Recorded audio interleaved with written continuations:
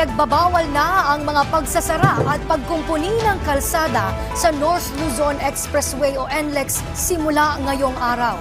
Ayon sa pamunuan ng NLEX, inaasahan ang pagdagsa ng mga motorista bukas kaugnay ng paggunita ng undas. Yan ang balitang pambansa ni Mela Lesmoras ng PTV Live.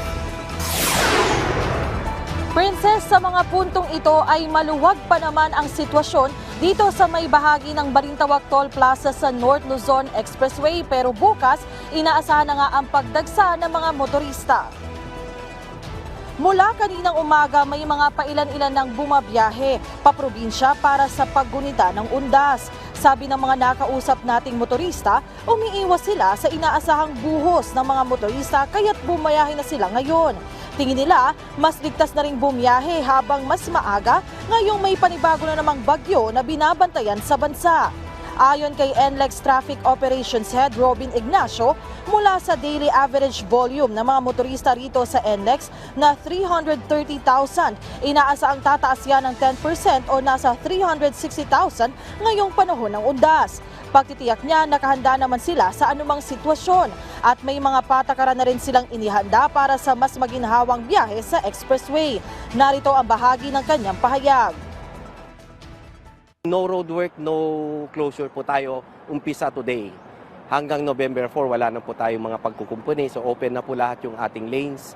And umpisa po bukas hanggang November 4 ng 6 a.m.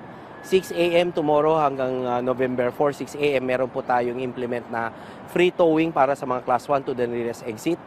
Para mas mabilis po yung ating pag-clear ng mga insidente at hindi na po sila makaabala sa daloy ng traffic. At ganun din po na yung aming deployment ng mga personnel, mga 1,500 personnel po yun. Umpisa po tomorrow hanggang Monday po ulit.